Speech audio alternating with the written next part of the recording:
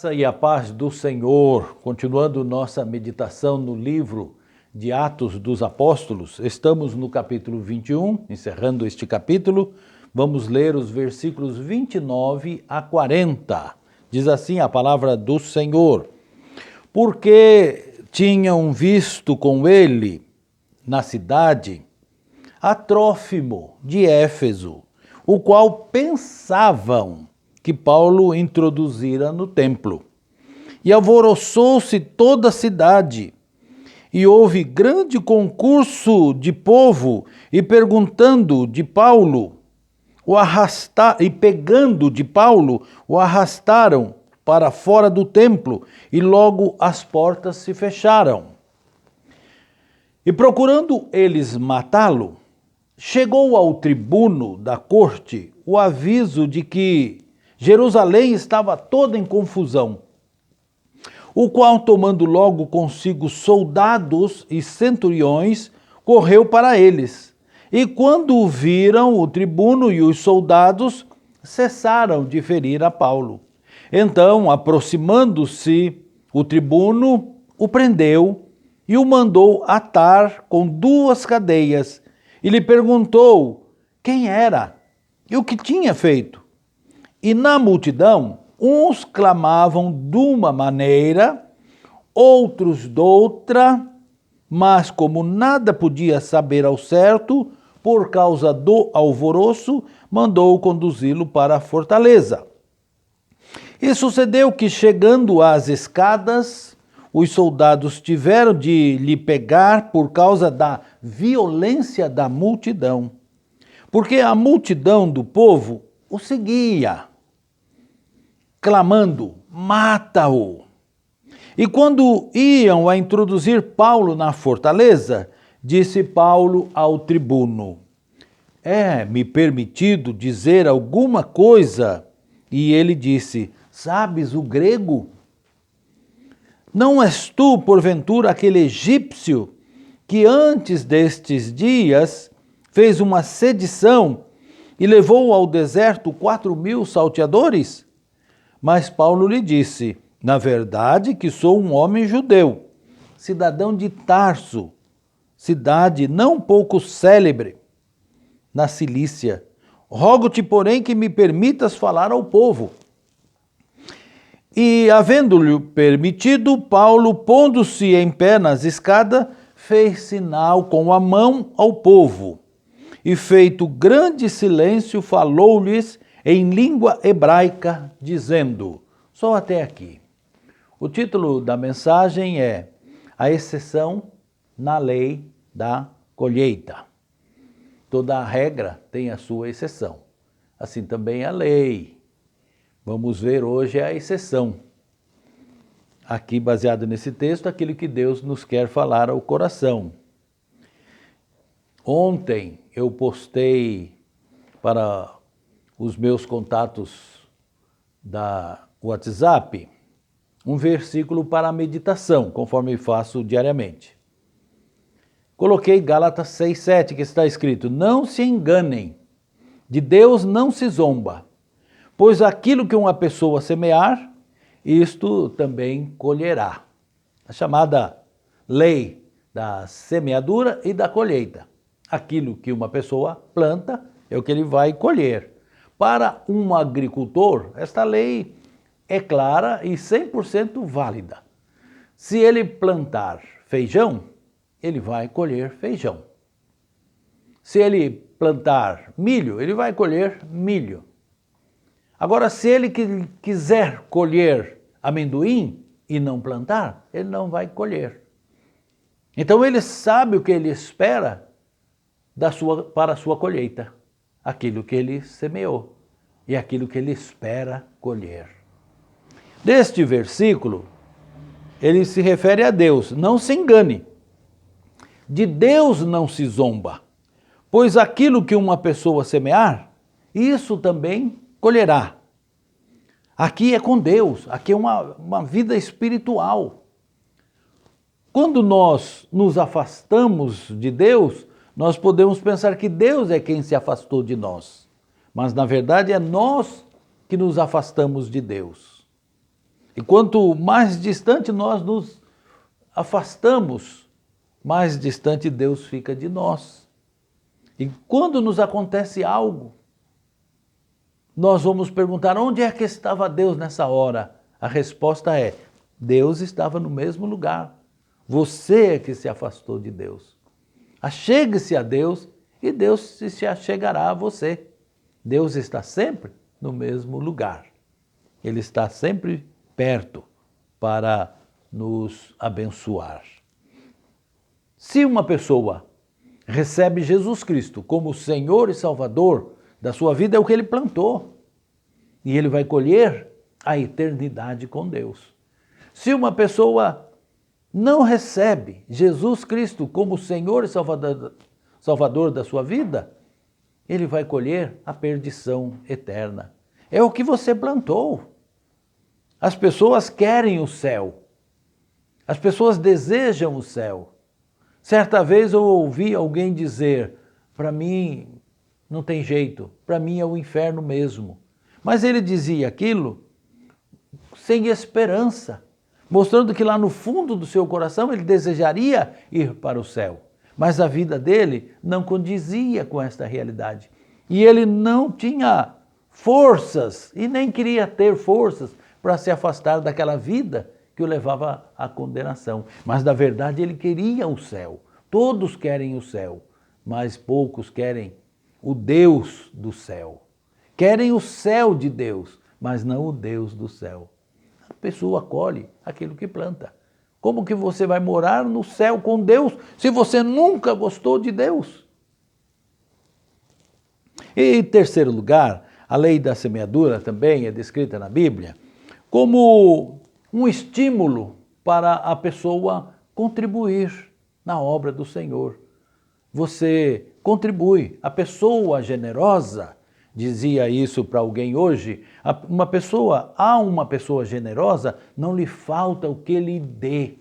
Deus coloca em suas mãos bênçãos para que ele distribua, porque o seu coração é generoso. Nesse texto, quando Paulo explica que aquilo que a pessoa semeia, ele colhe, ele está dizendo também com relação a um estímulo à pessoa a contribuir, a pessoa dar, é dando que se recebe. Mas existe uma exceção, que é justamente no relacionamento humano. Quando você dedica amor a uma pessoa, você espera receber amor de volta. E nem sempre isto acontece, por causa da ingratidão do coração das pessoas. Quantas pessoas, depois de ser tanto ajudada, ainda em determinado momento da vida vai dizer para você assim: mas eu nunca te pedi nada, você deu porque quis. Essa é a exceção nos relacionamentos humanos. Nem sempre colhemos aquilo que plantamos. Muitas pessoas plantam raiva, ódio e colhem amor. E é o caso que nós temos aqui. Deu amor e recebeu ódio. No comecinho do verso 31 nós lemos: e procurando eles matá-lo, eles queriam matar a Paulo. Paulo amava o povo judeu. Ele amava com todo o seu ser, com todo o seu coração. Ele queria que aquele povo fosse salvo e fosse morar para sempre no céu. Ele sabia que aquele povo era amado de Deus, era um povo de Deus. Deus fez aquele povo para o seu louvor, para a sua glória. Era a menina dos olhos de Deus, de toda a terra, o povo de Deus, os judeus. E Paulo era judeu, e Paulo queria que esse povo reconhecesse o amor de Deus dado a eles em Cristo Jesus. Quero ler Romanos, capítulo 9, nos versículos 1 a 5, para mostrar o amor de Paulo aos judeus. Diz assim a palavra do Senhor: em Cristo digo a verdade, não minto, dando-me testemunho a minha consciência no Espírito Santo, que tenho grande tristeza e contínua dor no meu coração, porque eu mesmo poderia desejar ser separado de Cristo por amor de meus irmãos, que são meus parentes, segundo a carne, que são israelitas, dos quais é a adoção de filhos, é a glória, os concertos, a lei, o culto e as promessas, dos quais são os pais e dos quais é Cristo, segundo a carne, o qual é sobre todos, Deus bendito eternamente. Mostrando o quanto Paulo amava os seus irmãos. Verso 3, porque eu mesmo poderia desejar ser separado de Cristo por amor a meus irmãos. Poderia ser separado de Cristo para que todos os judeus fossem salvos. Demonstra o grande amor que ele tinha por este povo. E o que ele recebeu em troca? Olha o verso 31 que nós acabamos de ler, procurando eles matá-lo. Olha o verso 32, no finalzinho. E quando viram o tribuno e os soldados, cessaram de ferir a Paulo. Batiam nele, talvez com madeiras, com pedaços de pau. Olha o verso 35. E sucedeu que, chegando às escadas, os soldados tiveram que lhe pegar por causa da violência da multidão. Mesmo estando ali nas mãos dos soldados, amarrado, preso com correntes, ainda assim queriam bater nele. E no verso 36 ainda lemos, porque a multidão do povo seguia clamando, mata-o, mata-o. Quanta maldade, quanta crueldade, quanta perversidade existe no homem.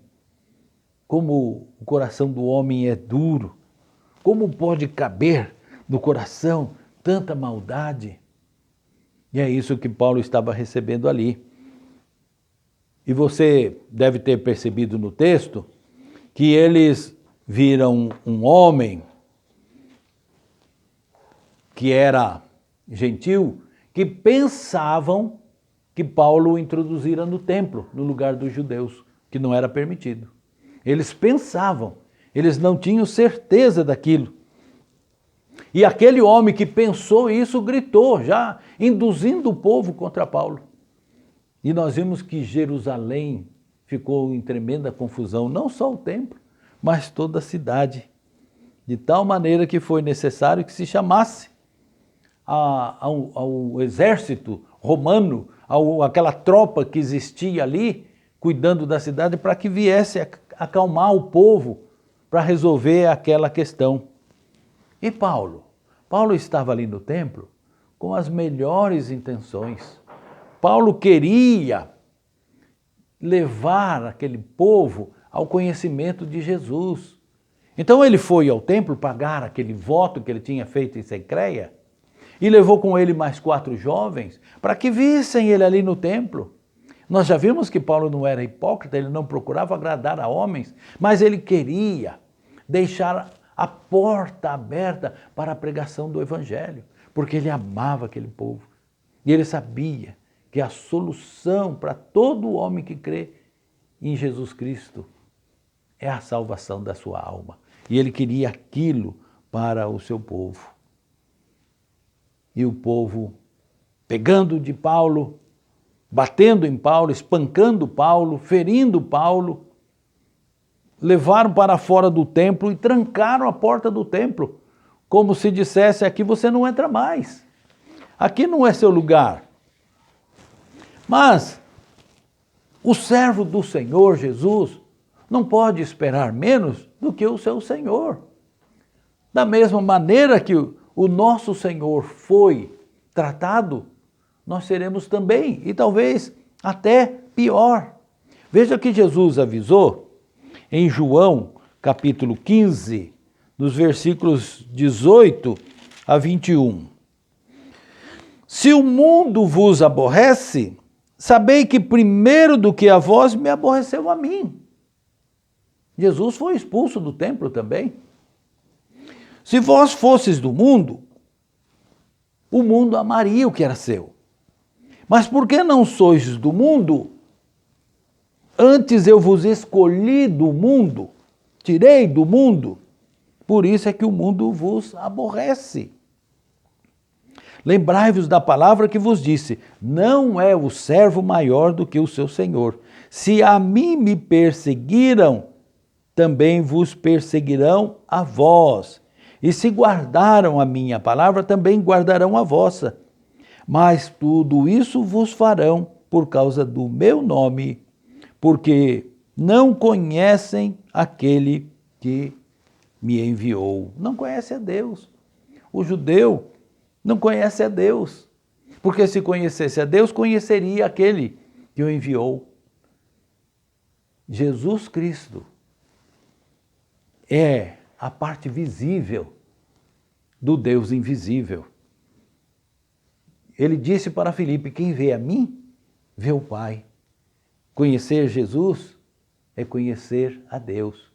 Quero voltar um pouquinho aqui em Romanos capítulo 9, no verso 5, quero chamar a sua atenção para essa declaração maravilhosa de Jesus, dos quais são pais e dos quais Cristo, segundo a carne, o qual é sobre todos, Deus bendito eternamente.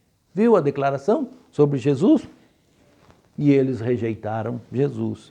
E eles estavam rejeitando a mensagem de Paulo de salvação.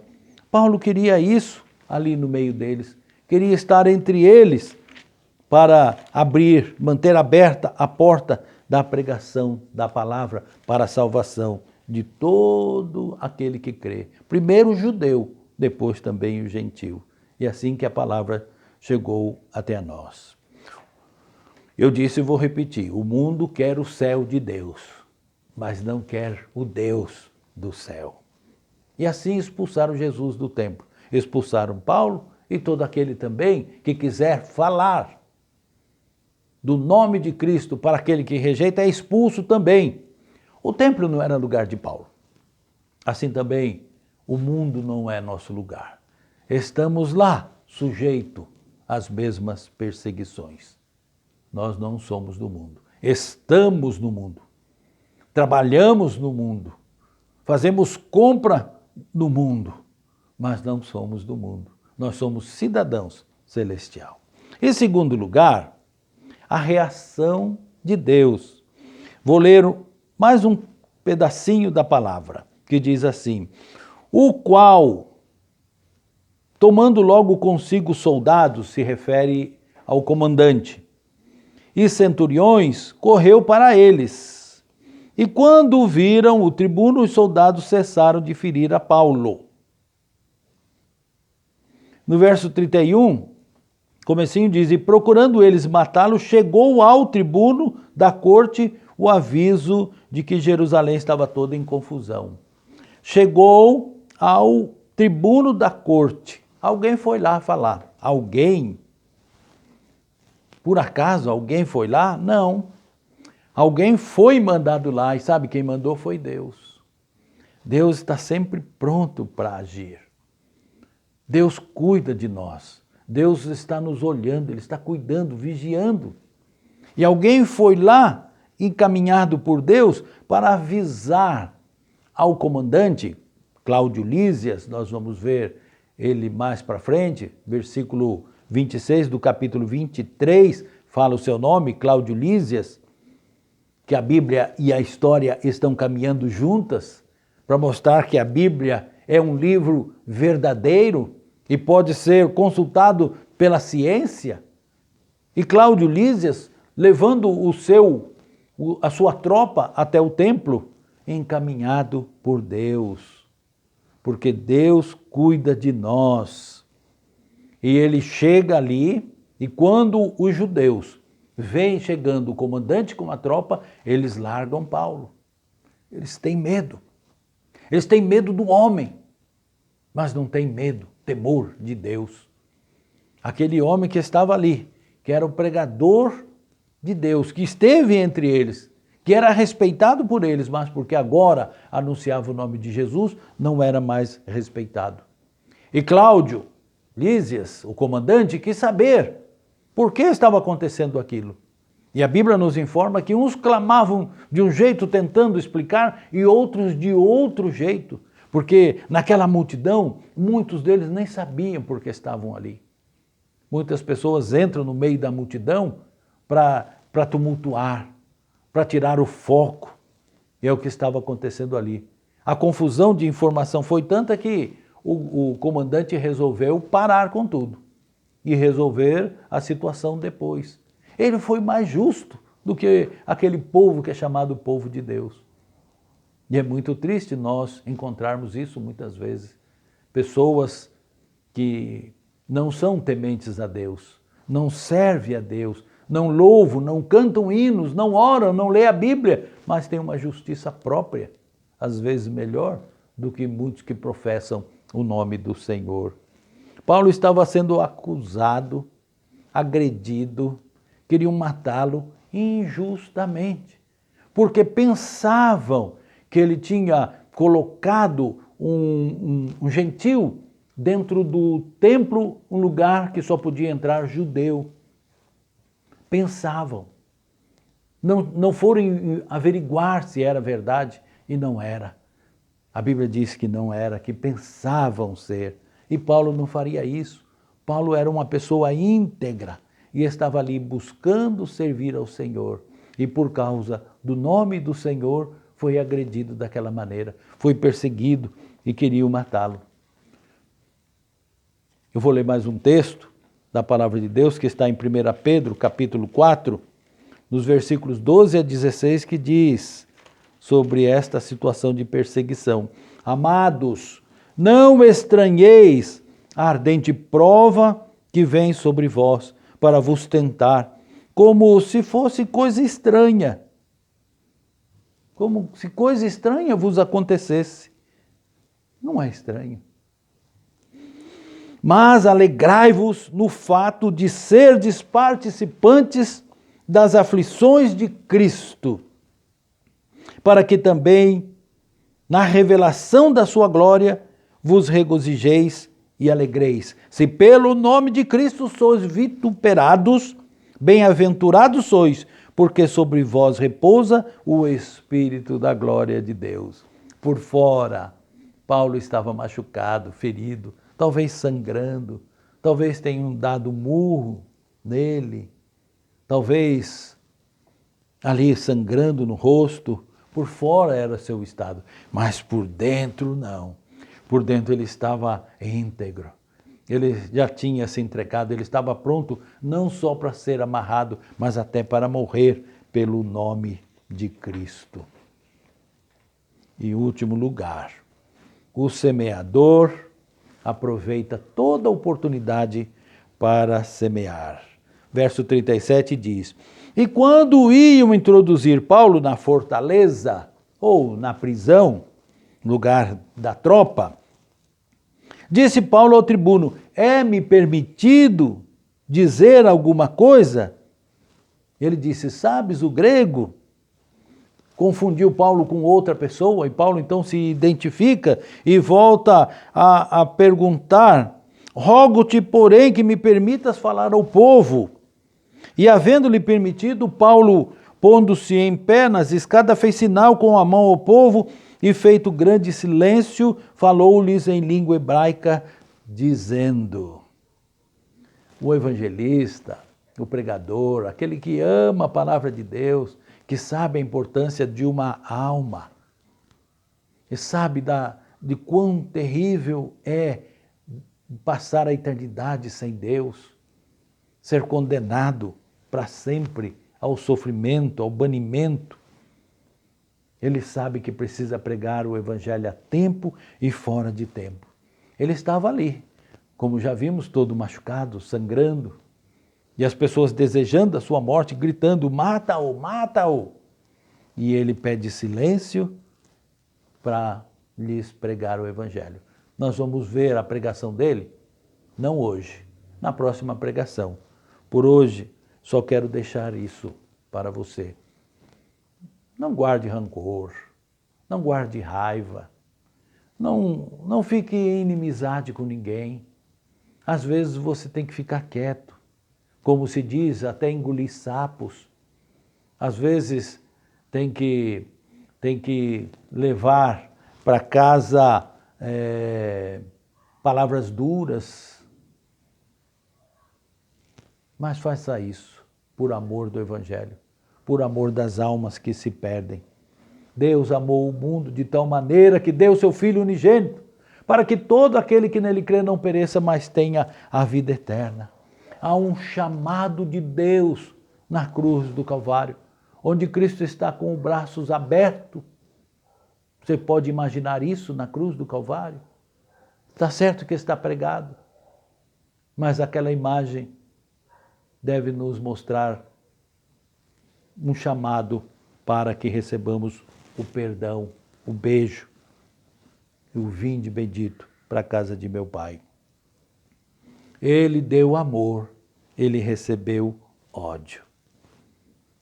Você também pode passar por isso muitas vezes, mas sempre semeie amor, amor, porque é isso que você tem no seu coração. Um homem dentro do escritório, passando pelo colega dele, pegou o cesto de lixo e virou sobre a cabeça do colega. E o colega foi lá fora, comprou um ramalhete de flores, voltou lá e colocou na mesa desse companheiro de trabalho. E alguém perguntou, ele te jogou lixo e você jogou flores nele? Ele falou, cada um dá o que tem. Amém? Não guarde rancor, semeie amor. Deus te abençoe.